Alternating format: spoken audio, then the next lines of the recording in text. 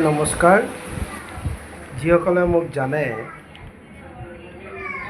তেওঁলোকলৈ মোৰ এটি বিশেষ কথাৰ কাৰণে এই বস্তু দিছোঁ।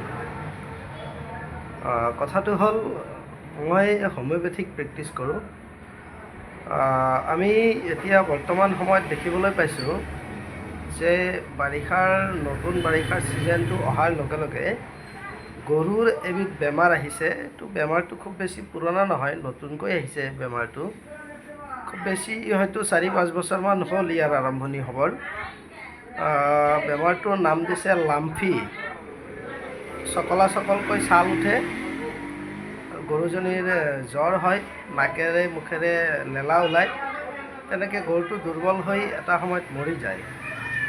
তো মই বস্তু এইকাৰণে দিছোঁ যে ইয়াৰ কাৰণে হোমিওপেথিক চিকিৎসা উদ্ভাৱন হোৱা বুলি মই ঠিক নকওঁ, কিন্তু মই মোৰ নিজৰ ক্ষেত্ৰত গৰুৰ ওপৰত এইটো এপ্লাই কৰি মই চাইছোঁ আৰু মই তাৰ পৰা 100% সুফল লাভ কৰিছোঁ। সেইকাৰণে মই বস্তু দিছোঁ। এই চিকিৎসাটো মই নিজে কৰোঁ। যদি কোনোবা হয় ৰাইজৰ গৰুৰ তেনেকুৱা কিবা চিকিৎসা হৈছে, তেওঁলোকে নিশ্চয় মোৰ লগত যোগাযোগ কৰিব। মোৰ ঘৰ নমাটিত।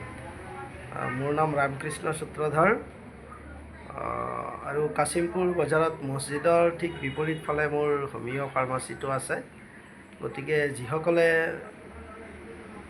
ভাবে বা তেওঁলোকৰ গৰুৰ যদি তেনেকুৱা বেমাৰ হয়, তেওঁলোক নিশ্চয় মোৰ সৈতে যোগাযোগ কৰিব পাৰে। আশা কৰোঁ আপোনালোকে সুফল লাভ কৰিব। ধন্যবাদ।